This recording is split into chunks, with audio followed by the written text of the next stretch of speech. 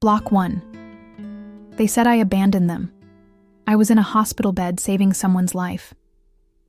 I still have the texts, screenshots, archived, labeled in a folder called December Implosion. I wish I could say I kept them for legal reasons, or closure, or documentation. But the truth? I kept them because sometimes I still read them, just to remind myself I didn't imagine it. My name is Carmen Lee, and last Christmas, I made the biggest decision of my life. I didn't post about it. I didn't make a speech. I didn't ask for praise, because it wasn't about being seen. It was about saving someone who'd almost given up. But the part that still burns, that turns in my chest like a slow knife, is this.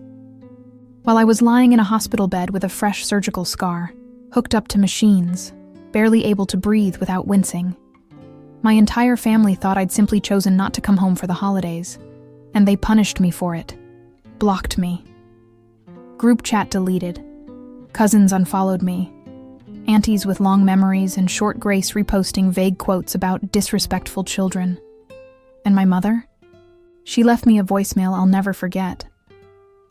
You always did love attention. Hope it's worth it. Pause. Let me back up. The person I gave my kidney to was not a blood relative. Her name is Marissa. We met 3 years ago at a networking event. She was a project coordinator for an education nonprofit. Funny, sharp, the kind of person who knew the barista's name after one visit and tipped like she had more money than she did. We became friends slowly, then suddenly. She helped me leave a toxic job. I helped her through a breakup. She made me laugh when I forgot how. And then, her health started to fail. Stage 4 chronic kidney disease. Waiting list. Dialysis 3 times a week, and a terrifying smile every time someone asked, "How are you doing?" I got tested quietly. Didn't tell anyone. Not because I was ashamed, but because I already knew how my family operated. You see, I grew up in a household where self-sacrifice only counted if it was visible. If you did something generous but didn't post about it, it was called distance. If you skipped a party for work, you were cold. If you didn't explain your choices loud enough for everyone to dissect, then your silence was taken personally. I didn't have the energy to manage that. Not while preparing for surgery. So I kept it quiet. Planned everything for December 21st. Recovery estimated to last at least 10 days. I knew I'd miss Christmas, New Year's, and the Lee family ugly sweater brunch. A tradition less about sweaters and more about judgment under the guise of festivity. I left one message in the family group chat. "Hey everyone, I won't be home for the holidays this year. Taking time to reset, decompress. Love you all." That was it. No drama. No hint of what was really happening. And the response? Silence. Then one by one, the replies came in. Wow. Priorities, huh? Didn't realize we were optional. Bet if your real friends invited you, you'd show up. My phone buzzed like a slot machine of guilt. No one asked if I was okay. No one called. No one said, "Is everything all right?" And when I went quiet, they filled in the blanks themselves. They assumed selfishness. They assumed betrayal. They assumed abandonment.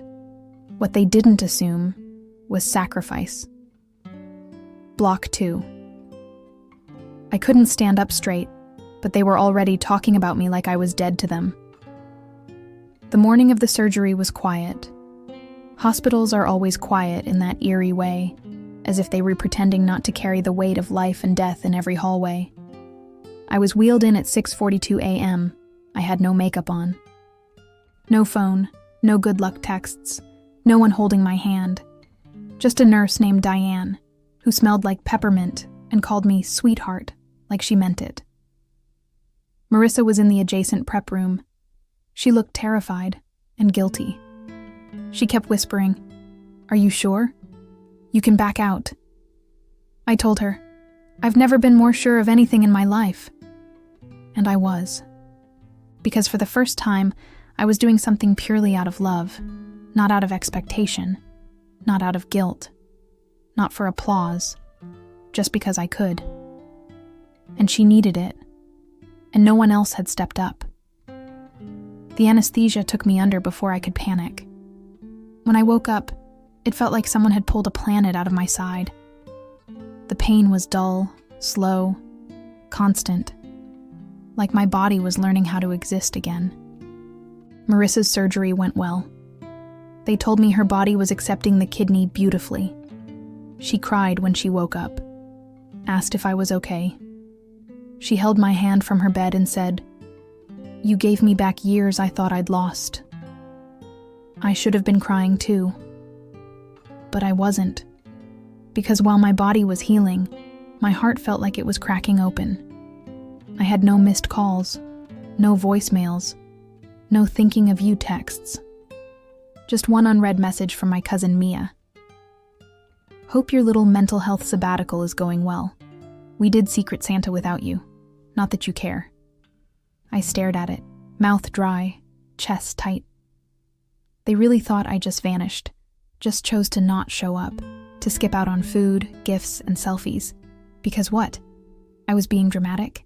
I tried to tell myself they didn't know. But that's the part that hurt more than anything.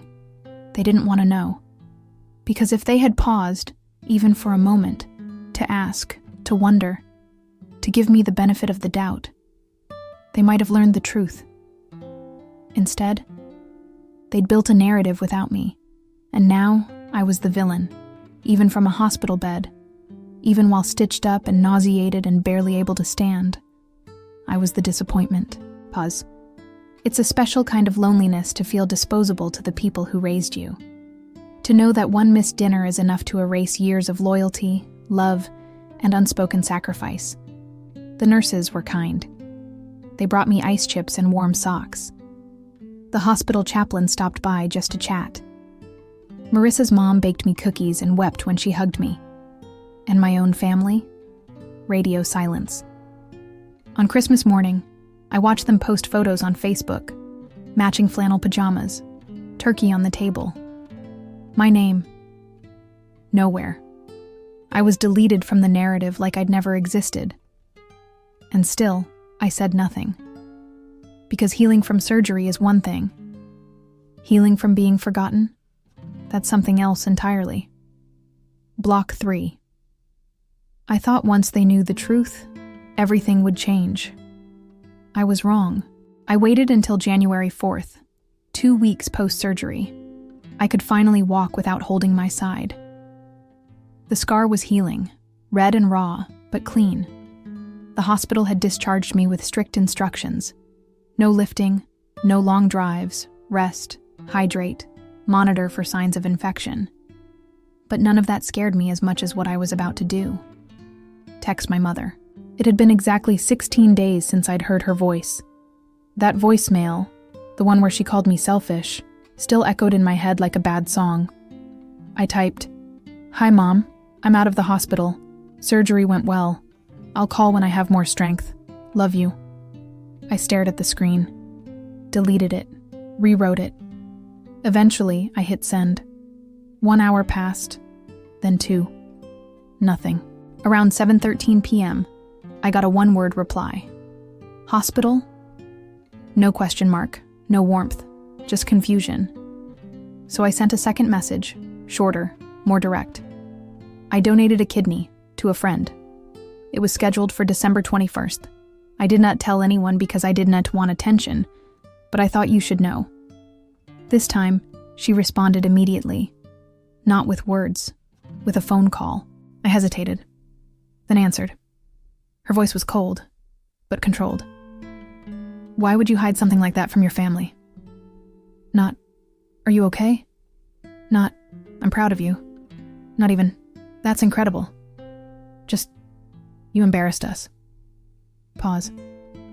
I didn't say anything, because I didn't know how to translate life-saving surgery into acceptable family optics. She went on. "People asked where you were. The neighbors, your uncle. We didn't know what to say. You could have said I was helping someone," I replied softly. "You could have told us." "Would you have supported it?" I asked. Silence. Then she exhaled sharply. It's not about support. It's about inclusion, about respect. We're your family, Carmen. And suddenly, I understood. This wasn't about the kidney, or the silence, or even the surgery. It was about control.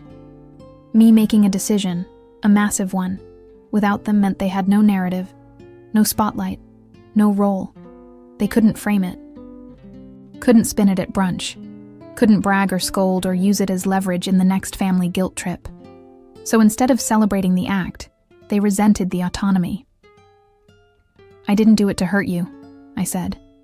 I did it to save her. But you hurt us anyway. That was the last thing she said before hanging up. No goodbye. No, I'm glad you're okay. Just the weight of a wound she refused to let close. That night, I opened my Instagram. Marissa had posted a photo. Us, side by side in hospital gowns, holding hands, eyes tired, smiles fragile. The caption said, "This woman gave me more than a kidney. She gave me time. Love you forever, Carmen." The comments were full of crying emojis, heart reactions, strangers calling me a hero, my DMs filled with kind words, praise, people asking how they could get tested too. And yet, not a single comment or message from my family. They'd seen it. I knew they had. But to acknowledge it would mean admitting they were wrong. So they chose silence. Again. Block 4. They silenced me privately. But when the world started listening, they panicked. It was a Thursday afternoon when it happened. Marissa called, voice excited, slightly trembling. "Okay, don't freak out. But someone from a podcast reached out. Like, a real one. Braver voices. They want to feature our story." I blinked. That show was huge, intimate, raw, widely respected. Stories about loss, sacrifice, redemption. The kind of podcast that made you cry on the train and text your mom afterward. If you had the kind of mom who responded. "They want both of us?" I asked. "Yeah, you, especially." I didn't answer right away. My stomach tightened. Because this was exactly what I hadn't wanted. Attention, exposure, more people having opinions about something they didn't live through. But also, maybe it was time to tell my side, without filters, without waiting for someone to approve the tone. I took a deep breath. Let's do it. We recorded the episode a week later. A producer named Ellie guided us through the conversation gently. No pressure, no script. Just questions like, why did you do it? What did it cost you? What have you gained? I told the truth. That I'd been raised to keep peace even when it meant erasing myself. That I'd always been the responsible one. The one who remembered birthdays, wrote thank you cards, sat through backhanded compliments at holiday tables without flinching.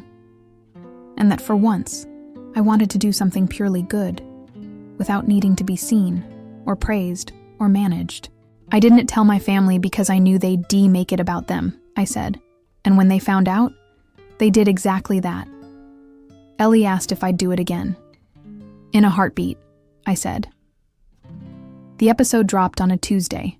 By Friday, it had over 100,000 streams. Strangers emailed me. Former classmates I hadn't spoken to in years reached out with stories of their own. One woman wrote, "I didn't donate a kidney, but I did walk away from a family who only loved me when I stayed quiet. Thank you for giving words to that." I was overwhelmed, but also seen, for real. Not through the lens of obligation or guilt, but for the person I actually was, not the version they projected onto me at family dinners. And then, the phone rang. Blocked number. I almost didn't answer, but curiosity won. It was my Uncle Thomas, my mom's brother. "Hey, Carmen," he said cautiously. "So, your mom heard the podcast?" My heart dropped. "Okay." "She's not happy. Wasn't expecting her to be. She feels exposed, like you aired dirty laundry." I laughed, bitterly. I didn't even say her name. "You didn't have to." Pause. "She's scared people will think she's the villain." "Then maybe," I said quietly. "She should have acted less like one." He sighed. "Look, I get it, I do. But maybe next time just give her a heads up." That was the moment I realized, even now, they weren't asking how I felt. They were still managing her image, still prioritizing her comfort over my truth. And I was done. "There won't be a next time," I said, and I meant it, because I was no longer interested in protecting people who let me bleed in silence. And then got mad when I told the story. Block 5. The handwriting was familiar, the message was not. It arrived on a Tuesday, a pale blue envelope, no return address, no markings except my name, written in slightly shaky cursive. I almost tossed it aside, thought it was junk or maybe a charity appeal, until I saw the writing. It was Grandma's. I hadn't seen her since before the surgery. She was the only family member who didn't have social media, didn't text, didn't gossip on the group chat. At gatherings, she sat quietly in her chair by the window, crocheting and humming old songs. She didn't say much, but when she did, you listened. I opened the envelope carefully, hands trembling just a little. Inside was a single sheet of paper, folded once, no greeting card. Just her words. "Carmen, your mother won't tell you this, but I will. I heard your interview. One of the ladies at the church showed me how to find it on her iPad. I cried twice. Once, because I didn't know you'd gone through all of that alone, and once because I've done the same in my own way, staying quiet so others could feel powerful. I don't know if I raised them wrong or if the world hardened them. But I know you're not the selfish one. I'm proud of you. You were never invisible to me. Love, Grandma." I sat on my couch for over an hour, clutching that letter like it was oxygen, because I hadn't realized how badly I needed someone, anyone, in my family to see me. Not tolerate me, not redirect the conversation, not deflect with, "You always were dramatic." Just see me. Her words weren't poetic, they weren't polished, but they were real, and real was enough. Later that night, I scanned the letter and saved it to a folder on my laptop called Evidence I Am Not Crazy. I thought about calling her, but I knew she didn't like phones, so instead I wrote back, told her everything I hadn't told anyone else. The decision, the recovery, the pain of being erased by the people I loved the most. I ended with, "Thank you for reminding me that truth still matters, even if it's only heard by one person." I mailed it the next day. No expectations, just a seed. And maybe that's what healing really looks like. Not some big reconciliation, not a dramatic reunion in flannel pajamas, but two people, across generations, quietly telling each other, "I see you. I believe you. You are not the problem." Block 6. They invited me back like nothing had happened, like I hadn't been missing from the table I used to set. It was mid-November when the group chat reappeared. Just like that, poof, the same thread ID been silently removed from nearly a year ago was active again. The message came from my cousin Mia. "Hey everyone, Ugly Sweater Brunch is back at Aunt Rita's this year, deck 23rd at 2 p.m. Same rules, same chaos. BYO something sweet Carmen, you in?" I stared at my phone like it had personally betrayed me. I hadn't spoken to Mia since she posted that passive-aggressive story last December. Something about chosen family, and some people not knowing loyalty. Now suddenly I was back in the fold? No acknowledgement, no apology, just a digital tablecloth laid out like none of it had happened. A few others chimed in with their RSVPs. My name was tagged once or twice. No one mentioned the podcast. No one referenced the kidney. It was like the whole thing had been edited out of the collective memory, replaced by peppermint bark and glitter garlands. I didn't reply. For a week. And during that week, I wrestled with a guilt I thought I'd buried. Because despite everything, the silence, the coldness, the weaponized misunderstanding, part of me still wanted in. To sit at the table, to hear Aunt Rita's laugh, to pretend, just for one afternoon, that I wasn't the girl who had become a cautionary tale simply for choosing herself. But I also knew this. Going back, without acknowledgement, would be surrender. It would be me saying, "You were right to abandon me. You were right to spin your version and erase mine." And I wasn't that woman anymore. So I did what terrified me more than confrontation. I told the truth. I replied, "Thanks for the invite. I won't be attending." I spent last Christmas recovering from surgery while being blocked, erased, and insulted. I wasn't looking for attention. I was trying to save a life. If anyone had asked instead of assumed, they'd have known that. I wish you all well. But I don't sit at tables where silence weighs more than love. I hit send. My hands shook for 5 straight minutes. A few people left the chat immediately. One cousin DM'd me privately. "That was a lot. You didn't have to be dramatic." Another sent a simple, "I didn't know. I'm sorry." Mia never responded. Neither did my mother. But Grandma? She called me. Yes, called. It was the only time in my adult life she ever initiated a phone call. Her voice cracked halfway through. "I'm not going this year either," she said. "Too much pretending. Too many masks." We laughed, gently, sadly. "What'll you do instead?" I asked. "I'll come to you," she said. "I've got a new crochet pattern. You've got tea, right?" I did. And suddenly, that was enough. Block 7. It wasn't the Christmas I grew up with. It was better. Christmas Eve came quietly. No travel rush. No frantic gift wrapping. No forcing a smile in a room full of people who only saw the version of me they could control. Just me. A clean apartment. A playlist of jazz covers and old soul songs humming through the speakers. Grandma arrived around 1 p.m., wrapped in a knitted shawl she made herself. She brought cookies, her famous butter almond crescents, and a tin of peppermint bark she swore she didn't make for me, but just had extras. I made tea. She sat on my couch, took in the room, and said, "You've made a beautiful life here. Not place, not apartment, life." That hit me harder than I expected. We didn't do presents. We didn't need to. She crocheted me a soft green throw blanket, said the color reminded her of spring. I made us a pot of butternut squash soup. We watched an old black and white movie I'd never heard of, but she knew every line. And for hours, I felt something I hadn't in years. Peace. No backhanded comments, no tension under the tree, no watching every word for the sake of keeping the mood light. Just silence that wasn't dangerous, laughter that wasn't forced, and a presence that didn't require performing.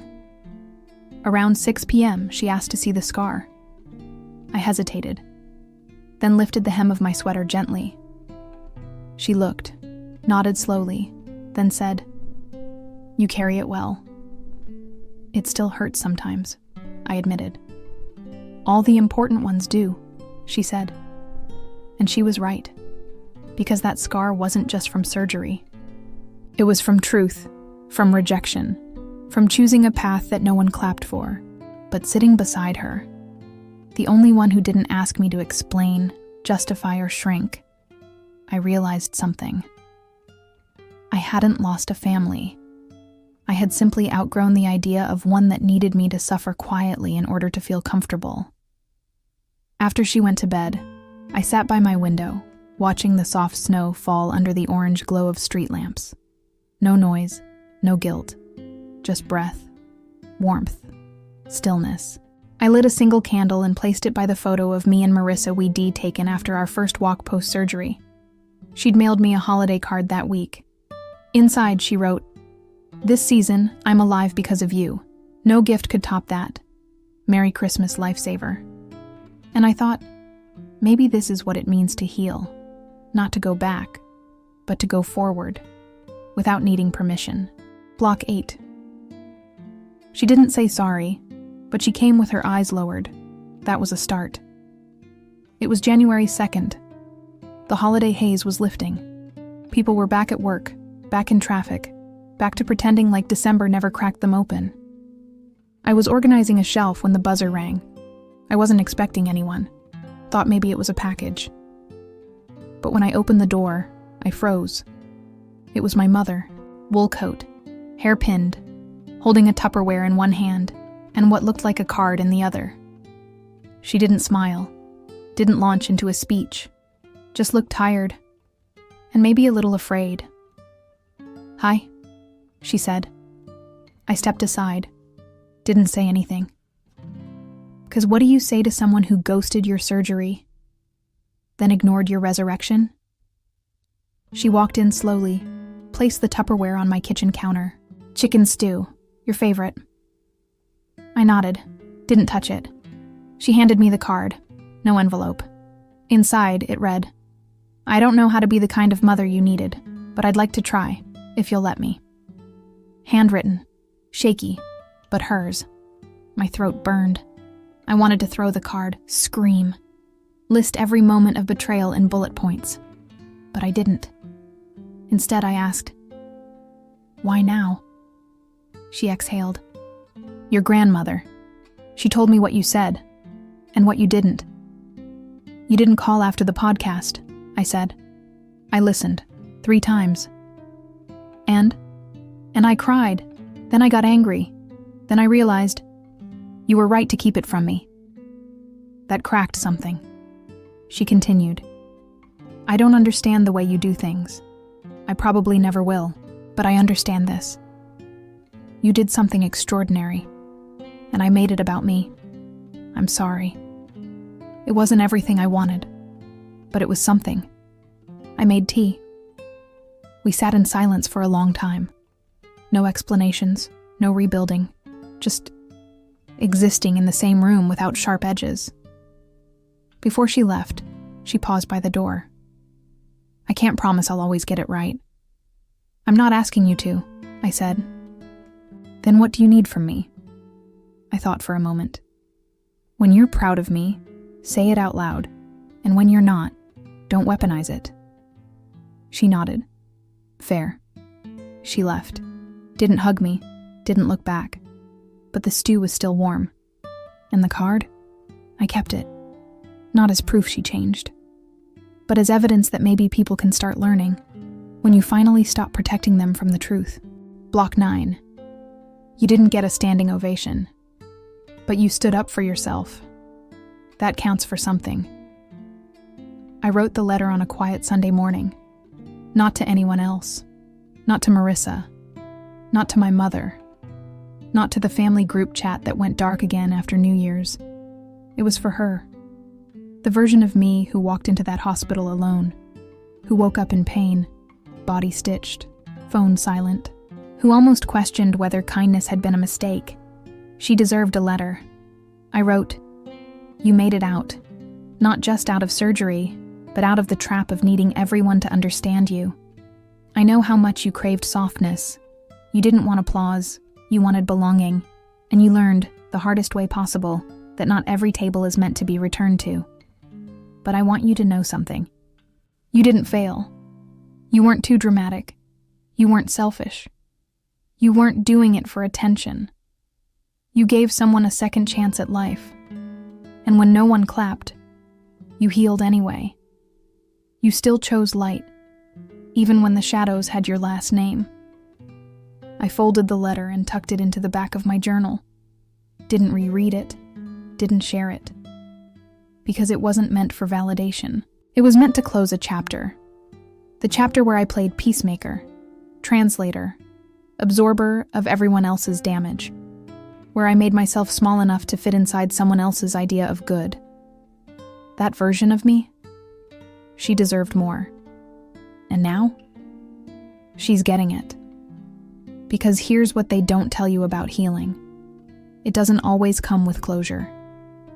Sometimes it comes with clarity, with quieter rooms, smaller circles, and bigger peace. That Christmas, I thought I'd lost everything.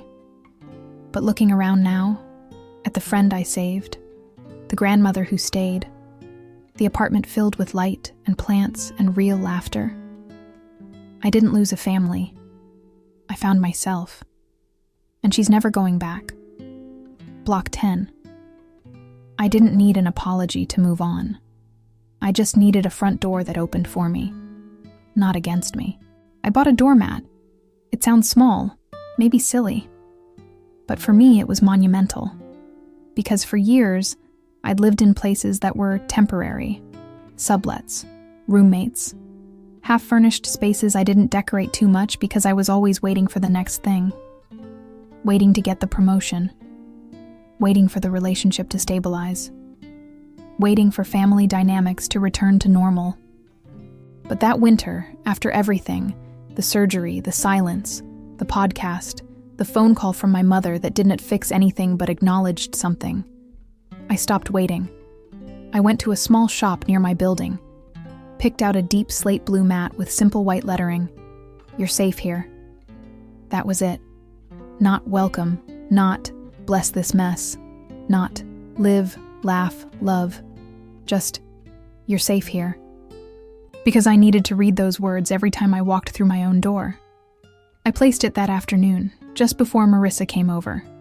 We were doing our weekly tea plus TV ritual. When she saw the mat, she paused, smiled. "That for me or for you?" she asked.